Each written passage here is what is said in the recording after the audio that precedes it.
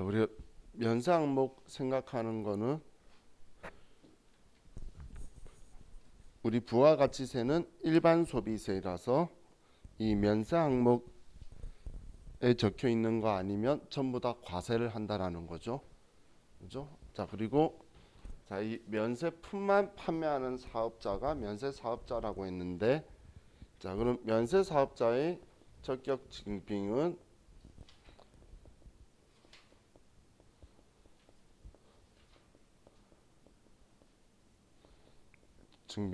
계산서예요.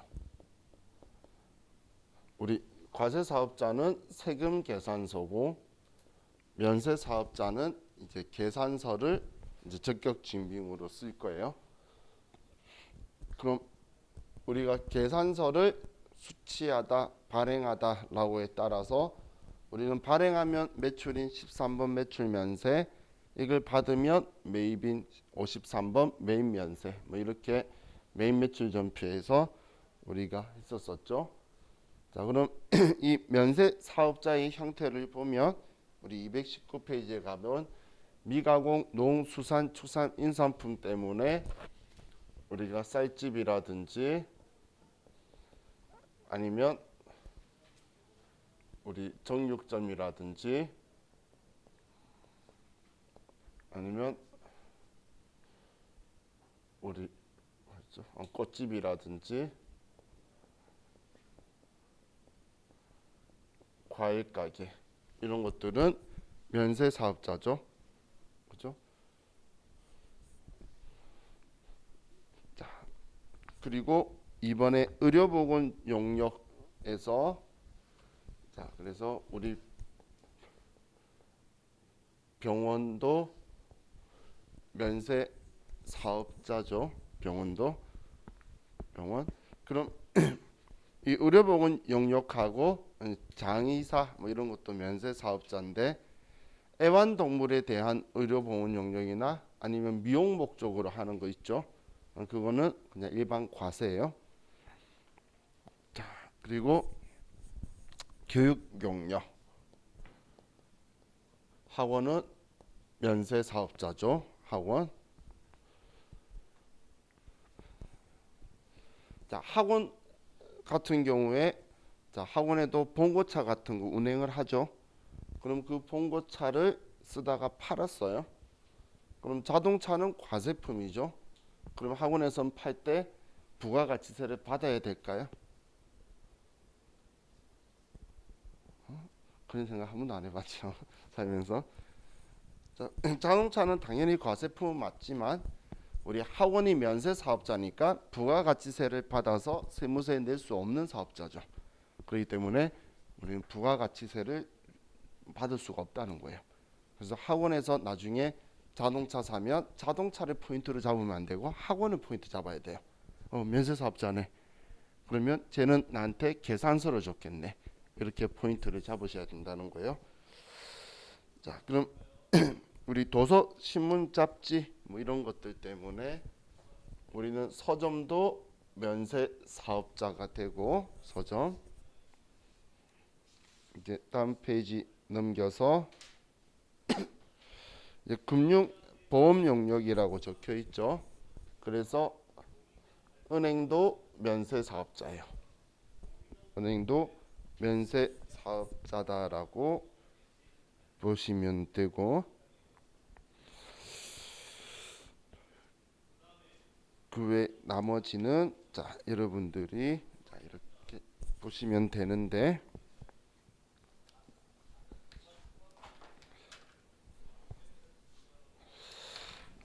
자, 그러면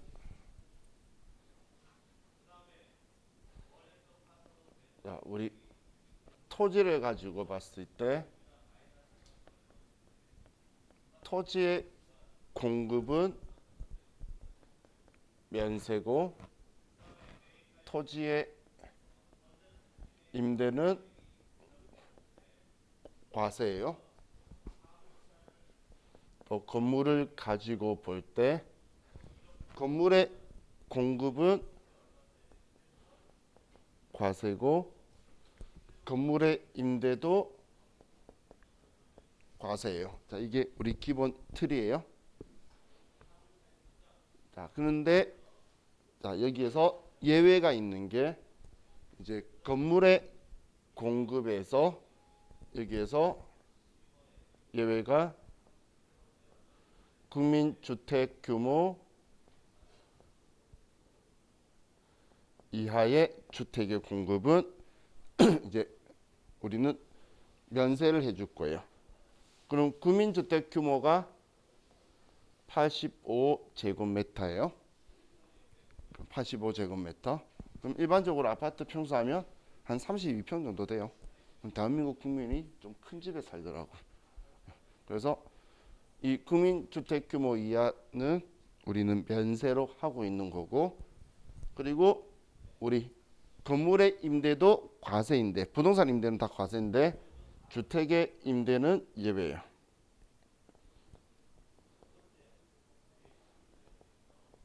왜냐하면 이 부가가치세는 월세 세입자가 부담을 하니까 세입자한테 더 부담이 될 수가 있겠죠.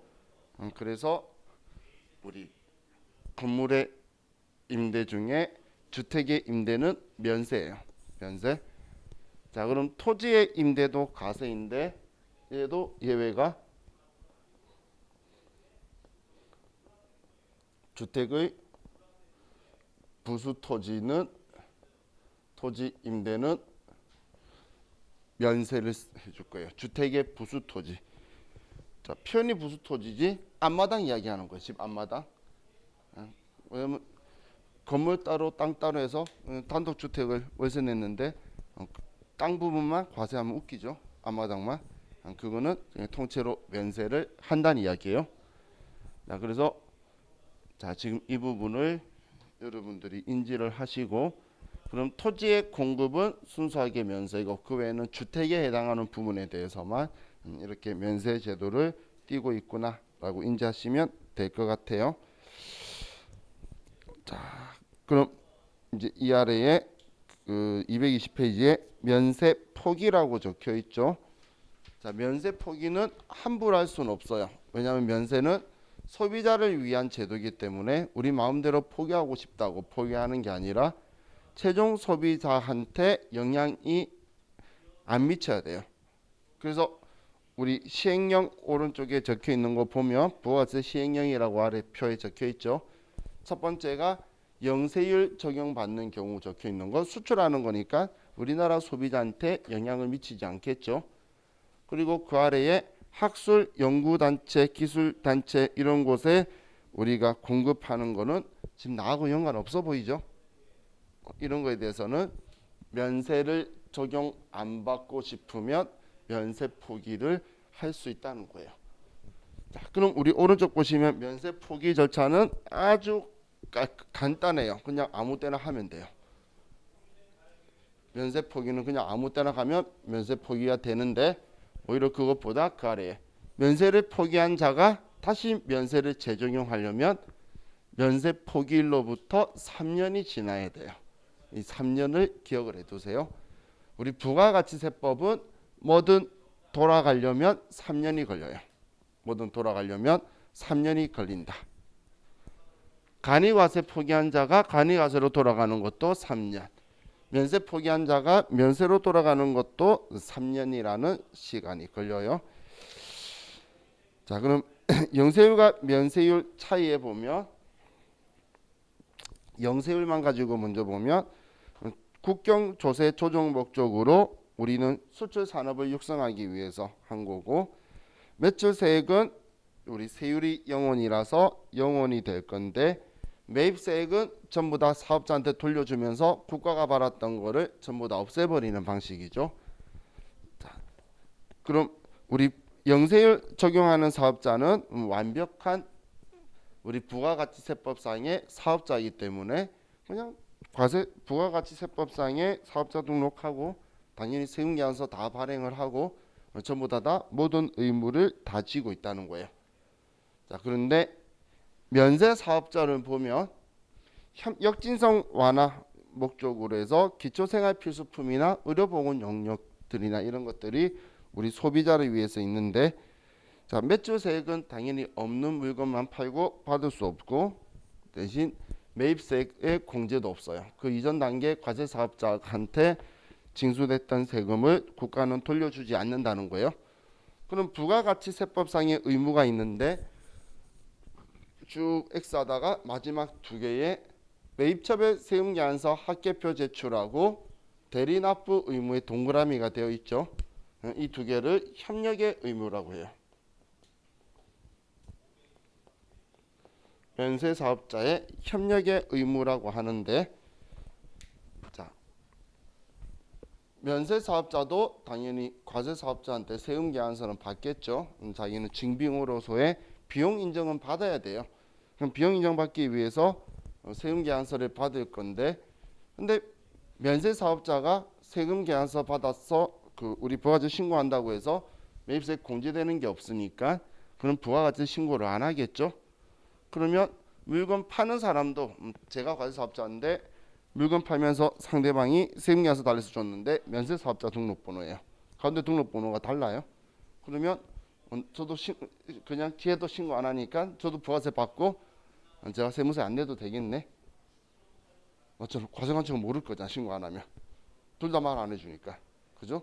그래서 면세사업자한테 너 사면서 세금계산서 받은 거 있으면 세금계산서 합계표를 제출하도록 의무를 부과하고 있는 거예요. 그래서 매입차별 세금계산서 합계표 제출의 의무는 우리 면세사업자도 가지고 있다라는 거예요. 또 우리 대리납부. 자, 우리 여러분들 중에 나중에 뭐 병원의 원무과 같은 데 가실 수도 있겠죠. 그러면 병원의 MRI 기계 같은 거 예를 들면은 그 다 외국 거죠. 그러면 MRI 기계가 고장이 나면 외국 사람을 이제 그 엔지니어를 부를 거예요. 그러면 우리 과세 거래에 안 적혀 있던 용역의 수입이 발생하게 되는데 그때 우리 과세관청은 용역의 수입 발생할 때에 그 사람한테 돈 지급할 때 부가가치세 빼고 줘라. 그래서 대리납부하라라고 시킬 거예요. 정말 황당한 경우죠. 근데 그게 우리 대리납부의 의무예요. 자, 그럼 주택가 부수 토지의 임대 용역이 적혀 있는데, 자, 이거는 우리 면세 우선주의라고 해요. 면세 우선주의. 자, 보시면 첫 번째 위에 거는 우리 건물에서 주택의 면적은 면세고 우리 사업용 건물은 과세죠. 사업용 건물은 과세인데, 근데 우리가 이 부동산 임대업이나 뭔가를 하는데 이 건물 중에 주택이 사업용 건물보다 더 많으면 전부 다 면세로 보겠다는 거예요. 전부 다 면세로. 그런데 우리 사업용 건물이 좀 더 크다면 그러면 주택하고 사업용 건물하고 그냥 그 비율대로 안분하겠다는 거예요. 위에 있는 원리대로 하면 사업용이 크면 전부 다 과세로 해야 될 거잖아요. 근데 그러지 않고 주택 부분은 면세, 사업용 건물 부분만 과세로 할 거다. 이게 우리 면세 우선주의다라고 보시면 돼요. 자, 다음 페이지 넘기면 또 뭐 제가 위에 적었던 저 정리가 되어 있고 영세율 면세 이야기하면서 영세율은 부가가치세를 사업자 단계에 받았던 걸 전부 다 돌려주기 때문에 완전 면세 제도라고 한다라고 했고 우리 면세는 우리가 면세 사업자 단계에 있는 것만 돌려주는 거지 우리 그 이전 과세 사업자 단계 거는 국가가 받아가서 더 이상 뭐 돌려주지 않죠. 그래서 부분 면세 제도다 혹은 불완전 면세 제도다라고 표현을 할 거예요. 자, 그럼 이제 225페이지에 과세 표준으로 가면 자, 과세 표준이라는 건 세율을 부과하여 세액을 산출하는 대상 금액을 과세 표준이라고 하죠.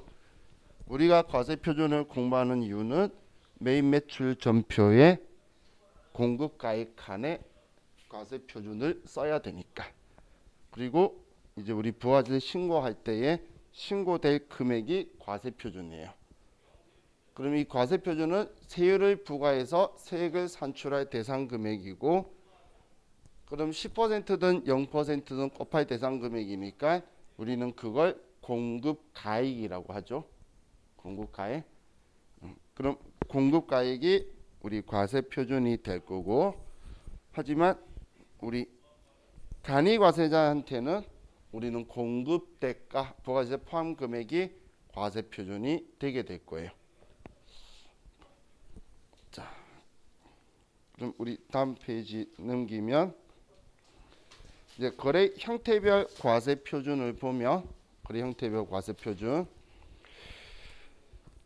자, 우리 외상 판매 및 할부 판매는 우리 단기 할부 판매죠. 그러면 공급 시기도 인대했을 때 한 번이니까 과세 표준 세금 계산서 끊어주는 것도 한 번 공급 시기니까 전체인 총가액을 우리는 과세 표준으로 할 거라는 거예요. 자, 그런데 거래 장기 할부 판매 완성도 기준 지급 중간 지급 조건부의 경우에는, 자, 우리는 계약서에 적혀 있는 약정 주의를 따라서 공급 시기가 대가의 각 부분을 받기로 한 때니까, 그럼 과세 표준은 계약에 따라 받기로 한 대가의 각 부분을 과세 표준으로 해서 이 금액을 우리는 세금 계산서를 써줄 거예요. 그래서 전에 제가 예를 들었던 게 3,600만 원짜리 자동차를 10개월 할부를 했으면 단기 할부니까 인도할 때 한 번 3,600만 원짜리 세금 계산서를 발행해 줄 건데, 그런데 장기 할부 판매인 경우에는 36번이 공급 시기가 될 거고 36개월 할부를 하면, 그러면 100만 원짜리 세금 계산서를 36번 발행해 줄 거라는 거예요. 공급 시기만큼. 이게 우리 과세 표준의 계약에 따라 받기로 한 대가의 각 부분이에요. 자, 그런데 대가를 외화로 받는 경우 과세 표준은 다음과 같다. 자, 이게 이제 직수출할 때 쓸 건데, 직수출. 자, 원칙은 선적일 기준 환율인데, 원칙은. 그런데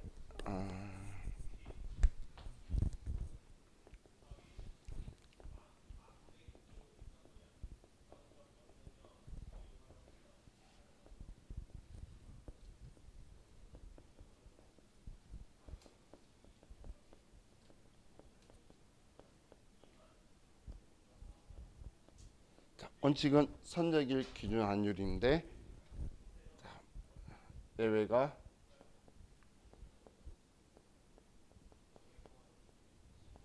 선적일 이전에 대가의 전부나 일부를 수령하여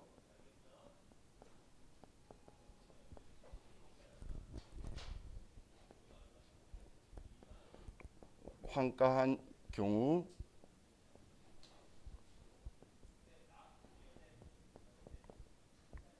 환가한 금액이고,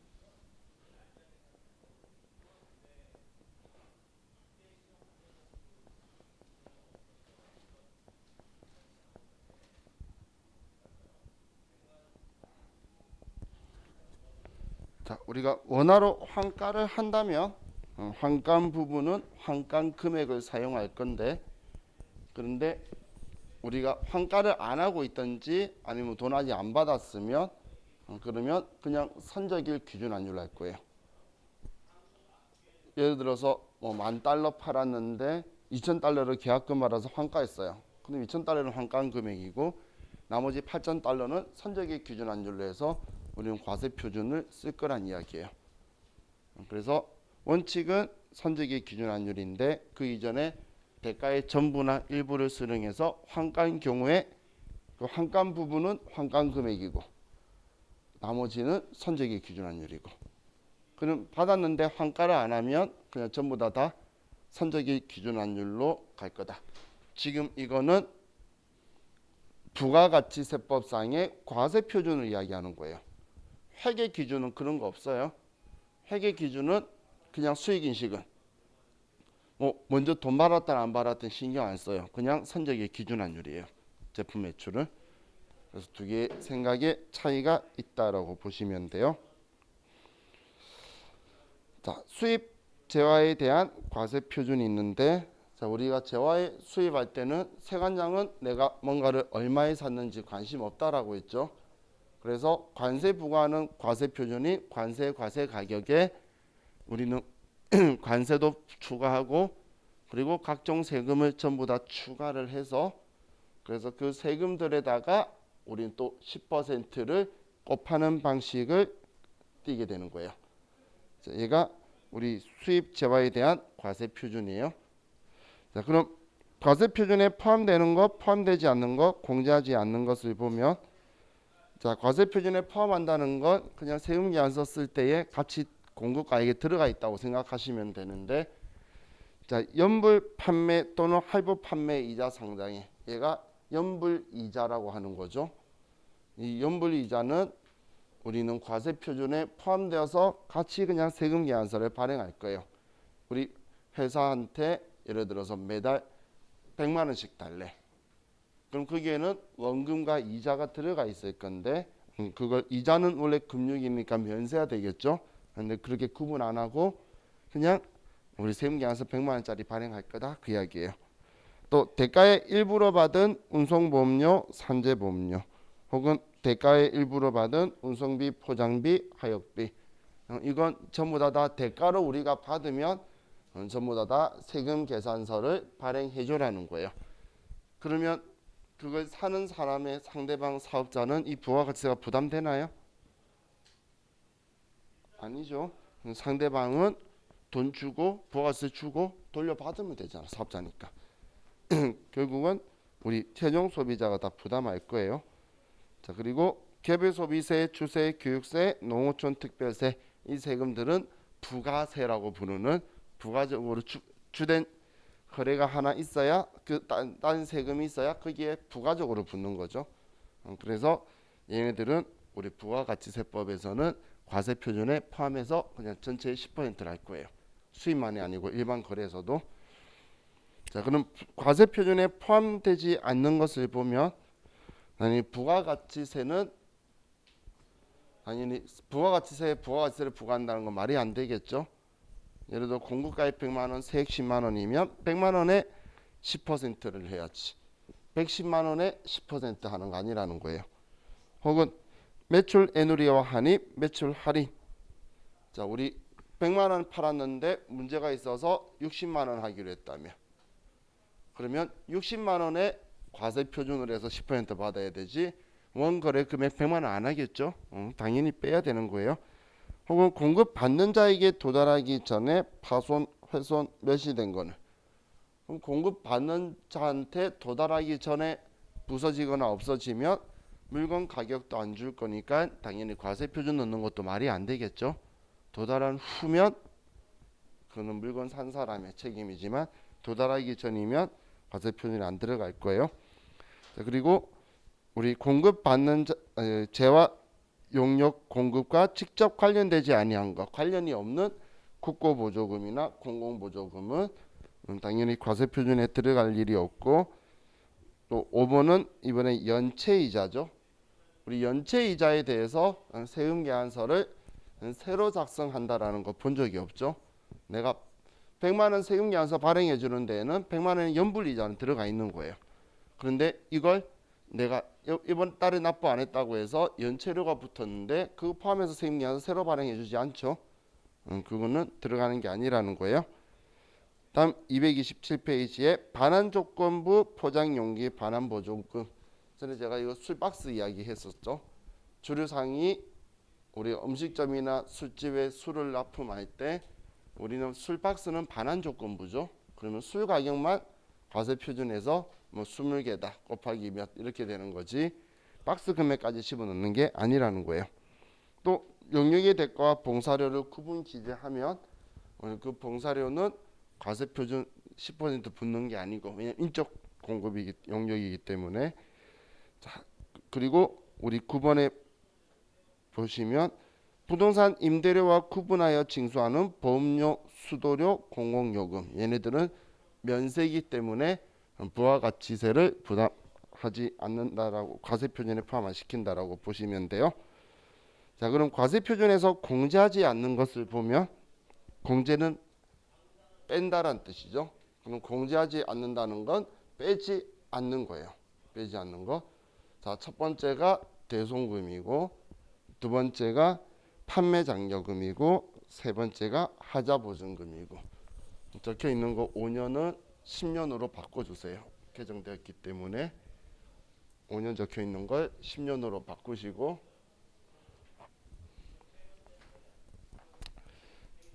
자 이런 이야기예요. 대손금 예를 들면 우리 회사가 100만 원짜리 물건을 팔았어요. 그러면 부가가치세가 10만 원이겠죠. 이렇게 해서 우리가 부가가치세 신고를 하면 과세표준 100만 원에 세액 10만 원이다 이렇게 신고를 하게 될 건데, 근데 이 돈이 대손당했다는 거예요. 이 100만 원 못 받게 된 거예요. 그러면 얘는 과세표준에 공제하지 말고 대손받은 건 대손 세액 공제라는 걸 통해서 나중에 10만 원을 빼고, 그래서 세액이 0원이 나오도록, 과세표준 100만 원에 세액이 0원이 나오도록 해줄 테니까, 그러니까 과세표준에서는 대손금을 빼지 말라라는 이야기예요. 이게 우리 과세표준에서 공제하지 않는 거의 뜻이 의미예요. 그럼 우리 아래 판매장려금은 과세표준인데, 자 우리가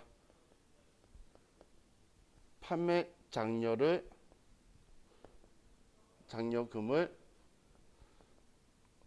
물품으로 지급하면, 그러면 얘는 간주공급이 돼요. 사업상 증여에 해당하게 될 거예요. 판매장려금을 우리가 돈으로 주면 그냥 과세표준에 넣어둘 거고, 이걸 물건으로 주면 우리는 사업상 증여에 해당하는 간주공급이 될 거라는 거예요.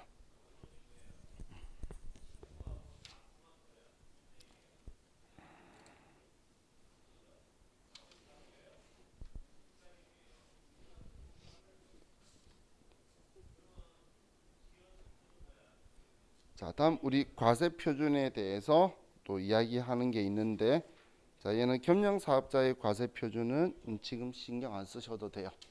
그래서 뭐 이 부분은 굳이 안 보셔도 돼요. 자 다음 233페이지로 갑시다.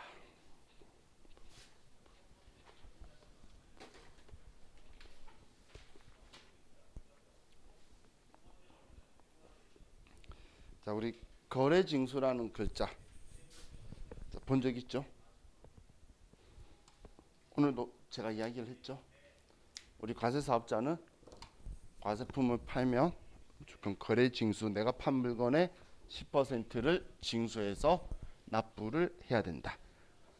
그럼 원래 물건 사는 사람이 소비자가 내야 되는 건데, 세무서에 우리가 판매하는 사업자가 중간에서 대신 받아서 내죠. 그걸 우리 회계상 개정 과목으로 예수금이라고 하잖아요. 그래서 매출세액이 부가세 예수금이라는 개정 과목을 쓰는 거예요. 자, 그럼 우리 아래 세금 계산서, 제가 TI라고 많이 쓰죠. 특수 인보이스라고 쓰는 거, 세금 계산서의 약자를 그냥 줄여 쓴 건데, 자, 이 세금 계산서의 역할과 기능에 보면 첫 번째 송장의 역할이라고 적혀 있죠. 송장이라는 건 제가 여러분한테 물건 팔면 이런 물건들 몇 개 어떻게 들어가 있다라고 아래 항목을 쓸 수가 있죠.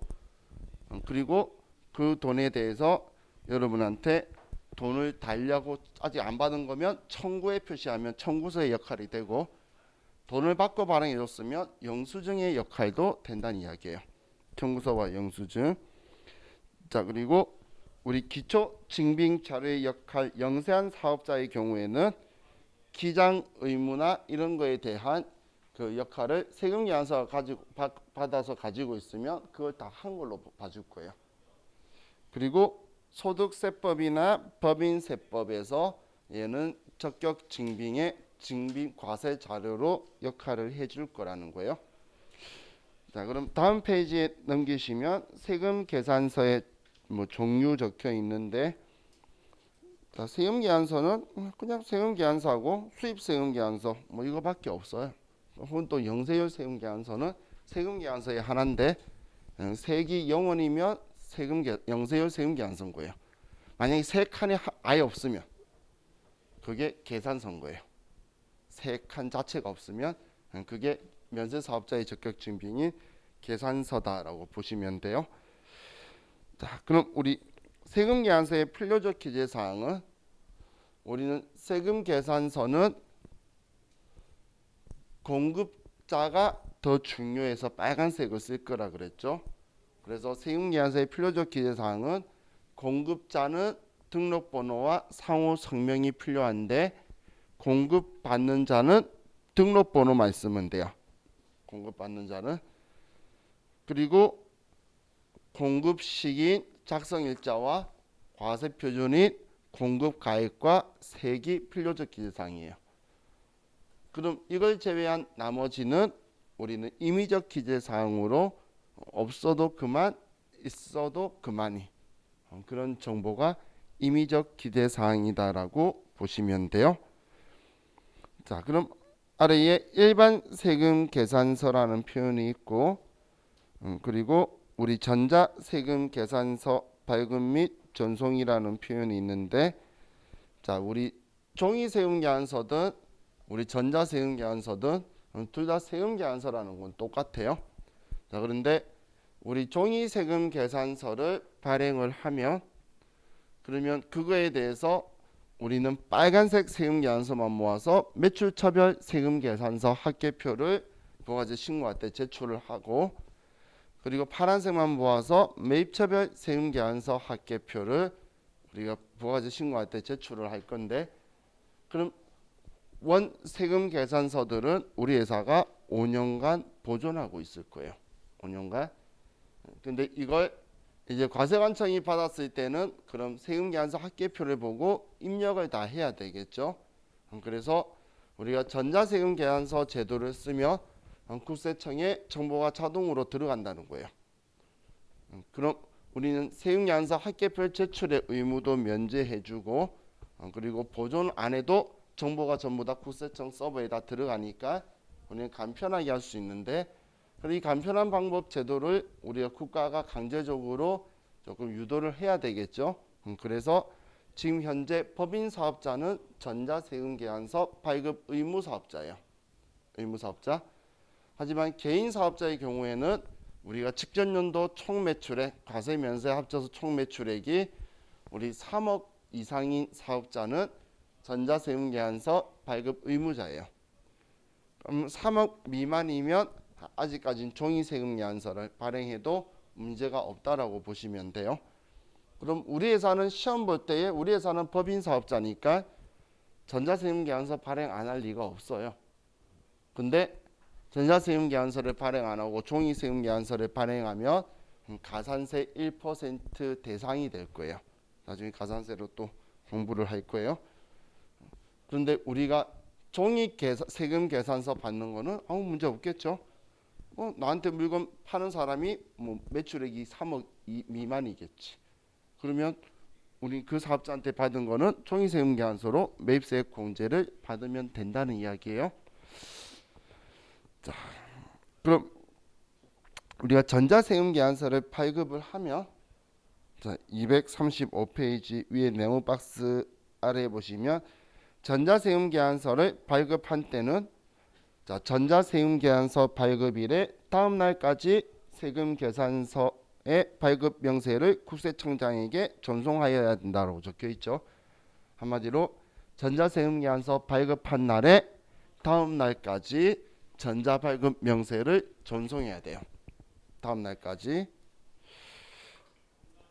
자, 그럼 세금 계산서 우리 발급 대상 거래는 원칙적으로 모두 다 발행을 해야 돼요. 모두 다. 자, 그럼 아래 세금 계산서 발급 시기는 원칙적으로 공급 시기에 발행하는 거예요. 원칙은 우리 자를 일반적으로는 인도할 때죠. 그럼 인도할 때에 세금 계산서를 발행하는 게 원칙인데, 자, 우리 교재의 후발급 세금 계산서, 얘가 지금 월 합계 세금 계산서를 이야기하는 건데, 월합계 세금계산서. 월합계 세금계산서는 1요월만 합산해서 세금계산서를 발행하는 거죠. 자, 예를 들면 공급 기간이 6월 16일부터 7월 15일까지 1개월 뭔가 물건을 계속적 반복적으로 공급을 하고 있었어요. 자, 그러면 자, 우리 회사는 공급 기간을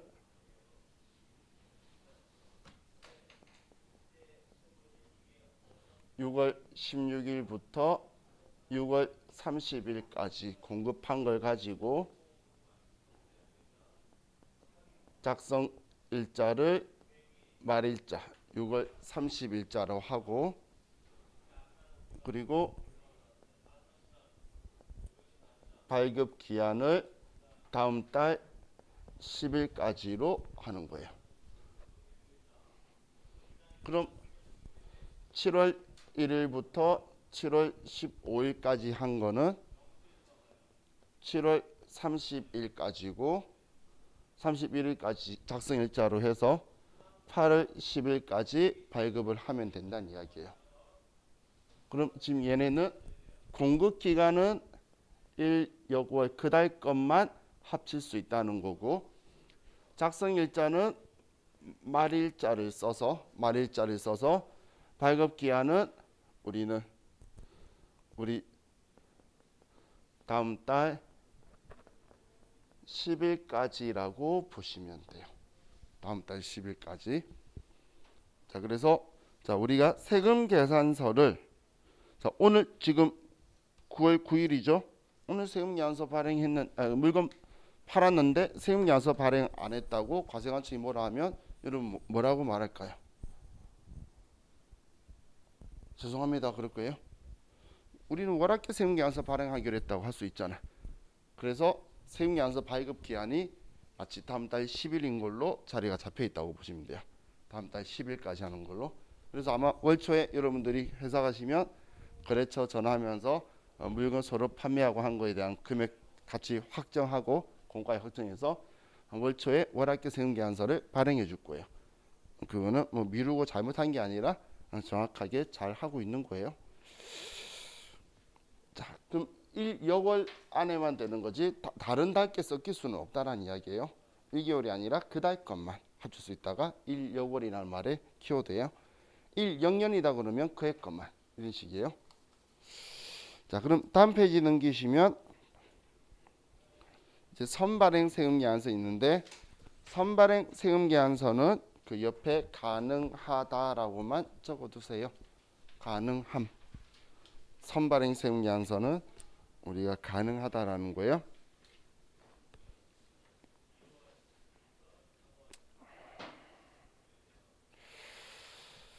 자, 세금계산서 발급 자료 제출은 뭐 크게 신경 안 쓰셔도 되고, 자, 영수증이라고 적혀 있죠.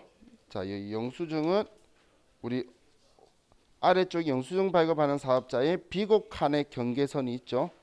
비곡 칸에. 자, 비곡 칸을 기준으로 위쪽은 처음부터 세금계산서 발행할 필요가 없고, 영수증 발행하다가 상대방이 세금계산서 발행해 주세요 하면 발행해 주면 되는 거. 위쪽은 비곡 기준으로. 아래쪽은 영수증 발행하는데 세금계산서 발행해 달라고 해도 못 발행해 주는 거. 한마디로 세금계산서를 아예 발행할 수 없는 사업자가 아래쪽이에요. 뭐 여객 운송 영역의 기타는 예를 들면 택시, 고속철도, 항공기 같은 거 이야기하는 거예요. 아래 우리 그 여객 운송 영역의 기타라고 적혀 있는 거는 우리 택시나 항공권이나 고속철도를 이야기하는 거예요.